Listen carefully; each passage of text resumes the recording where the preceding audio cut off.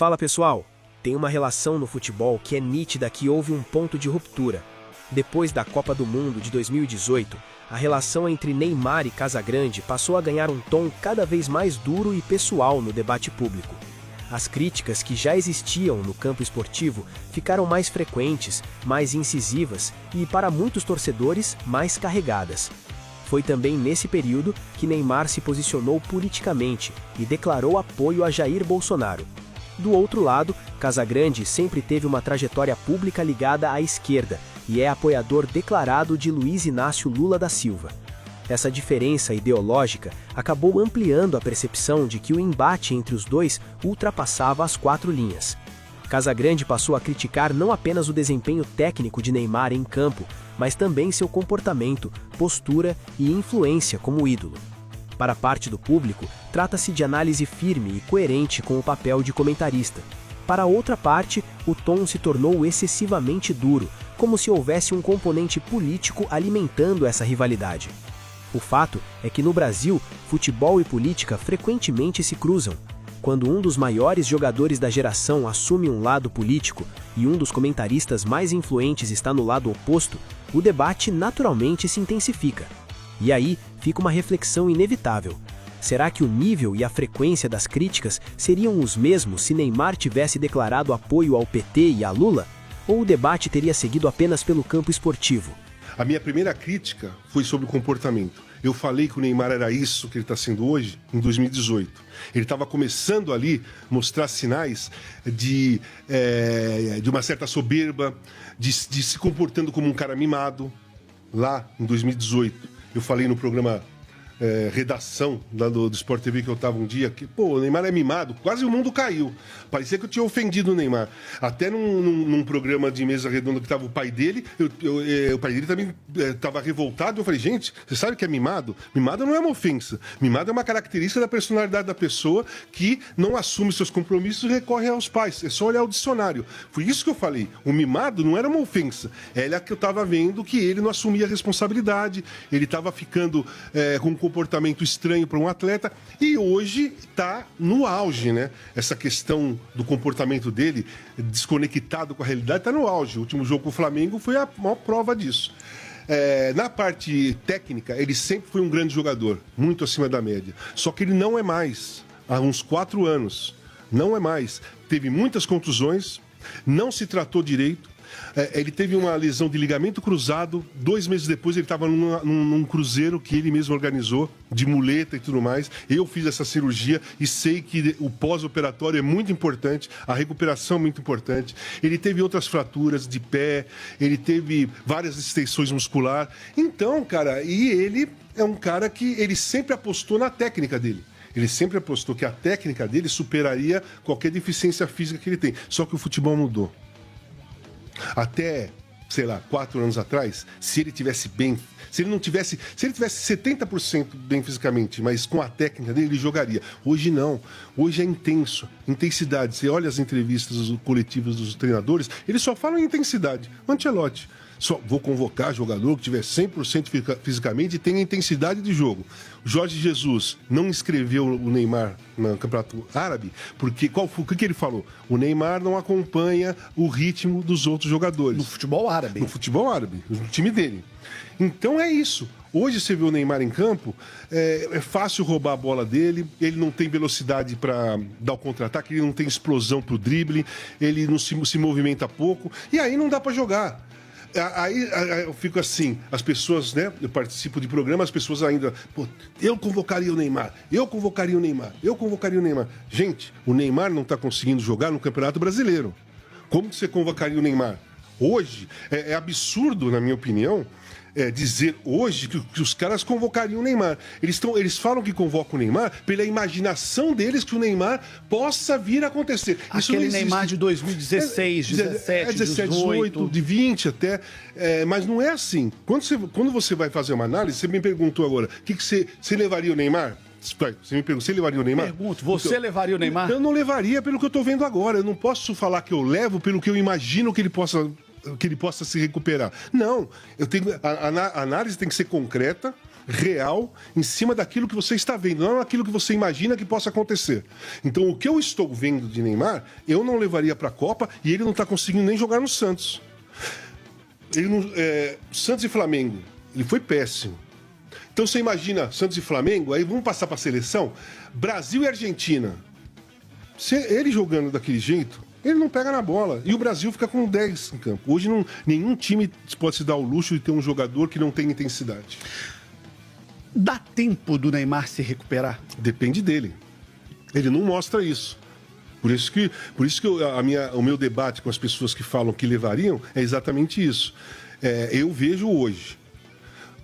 Essa pergunta que você fez, dá tempo do Neymar se recuperar? Essa sua pergunta estão fazendo desde o começo do ano. Em fevereiro, já fala, será que vai dar tempo do Neymar recuperar? Em julho, será que o Neymar se recupera? Em agosto, será que o Neymar se recupera? Nós estamos em novembro e a pergunta é a mesma. Então, olha quanto tempo, já são quase 12 meses que a pergunta é a mesma e o resultado é o que nós estamos vendo. Não recuperou, não recuperou, não recuperou. O Neymar está pior hoje do que ele estava quando ele jogou no começo do Campeonato Brasileiro, que ele jogou 7 partidas, 90 minutos, não jogou bem, mas estava muito melhor do que hoje. Muito melhor. Hoje ele está no pior momento do ano do Neymar aqui no Brasil. Com a idade do Neymar, um jogador com 33 anos, partindo para 34, terá 34 na Copa do Mundo. Se ele hoje falar o seguinte, olha, eu vou tirar esse período agora para me dedicar intensamente, é possível o atleta se recuperar clinicamente, fisiologicamente, para chegar bem a uma Copa do Mundo, se ele fizer ali 6 meses de uma intensa preparação? Claro. Não pode se iludir que se o Neymar fizer isso, ele vai voltar a ser o Neymar que nós vimos em 13, 14, 15, 16, porque mudou. Ele se machucou muito, então você perde mobilidade, você perde algumas coisas, força física, explosão, algumas coisas você perde com ligamento cruzado, com fratura, com distensão muscular. Mas ele conseguiria estar num estágio importante para poder decidir jogos. Só que o maior problema do Neymar não é a questão física só, é a questão mental, é a questão psicológica, é como ele se vê. Eu falei no programa do Galvão, né, Galvão e Amigos, que é assim, o que me preocupa muito no Neymar é olhar para ele, ver as entrevistas dele e perceber que ele está numa fase de negação. Ele está num mundo paralelo, num universo paralelo, porque ele fala... Ele cobra como se ele estivesse jogando muito bem e os outros jogadores do Santos jogando mal. Ele cobra o Vojvoda quando ele é substituído como se ele estivesse bem no jogo e o Vojvoda estava cometendo uma injustiça em tirá-lo. Então, esse tipo de fala mostra que o cara está negando a atual condição dele. É uma questão psicológica mesmo. A negação é uma questão psicológica. Às vezes você nega um fato que você não está querendo encarar, uma dificuldade sua, um problema e tudo mais. E eu acho que o Neymar, nesse momento, está na negação. E quando você está na negação, cara, não adianta. Você só vai treinar se você achar que está mal. Enquanto você nega que está mal, você não vê a necessidade de fazer esse sacrifício que nós estamos falando. Você foi companheiro do Ancelotti no futebol italiano. Eu joguei contra. Sim, foram companheiros de geração, sim, né? Geração. Foram geracionais no futebol italiano. Você conhece bem a trajetória dele, sim. Você conhece bem a cabeça do Ancelotti. Como é que você imagina que o Ancelotti vai tratar a questão Neymar? Bom, ele já falou. Se o Neymar não tiver 100%, não tiver intensidade... O futebol que o Neymar apresentou contra o Flamengo, ele não é convocado.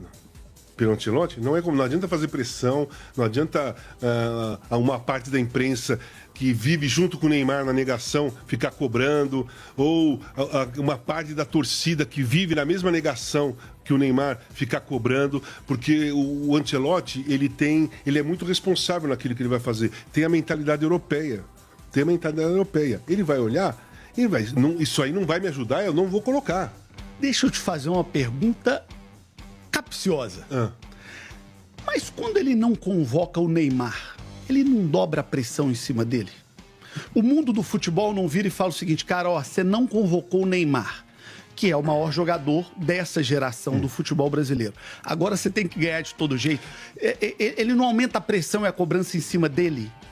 Não, assim, aumenta a pressão porque aqui tem pressão. Tipo o Filipão com o Romário em 2002. O Filipão teve a situação diferente. Ele poderia ter convocado o Romário, né? O Romário estava jogando bem. Jogava muito, né? Estava fazendo muito gol, sempre fez muito gol. Ele optou em não convocar o Romário, porque o Romário, na minha visão, no time do Filipão ia ficar no banco, né? E o Filipão achava que o Romário no banco ia atrapalhar o ambiente. Eu acho que foi isso. No caso do Neymar agora é assim. É claro que ele não convocando, a pressão aumenta. Né? Mas ele não tem que se dobrar a pressão de pessoas, sendo que ele está vendo a realidade e quem está pressionando está vendo uma outra realidade. Ninguém que olha a realidade atual do Neymar pode falar, pode cobrar ele na seleção. É absurdo. É uma coisa que, para mim, não dá para entender. Por isso que sempre que eu estou num debate que se fala de Neymar, que se cria uma polêmica. Porque eu sempre, há muito tempo, não sempre, mas há muito tempo, eu vivo no concreto, eu vivo na realidade. Isso fez parte do meu tratamento para a dependência química. Então eu carreguei o que eu aprendi no meu tratamento para a minha vida. Então eu não vivo de imaginação, eu não vivo de hipóteses. Para mim, na minha vida não existe o se, ou é ou não é. É o concreto, eu vivo o concreto, eu vivo aquilo que eu estou vivendo, que eu estou vendo, o que está acontecendo de real. Então, o Ancelotti, ele também vê isso. Não porque ele fez um tratamento, mas porque ele tem a mentalidade europeia que é dessa maneira, entendeu?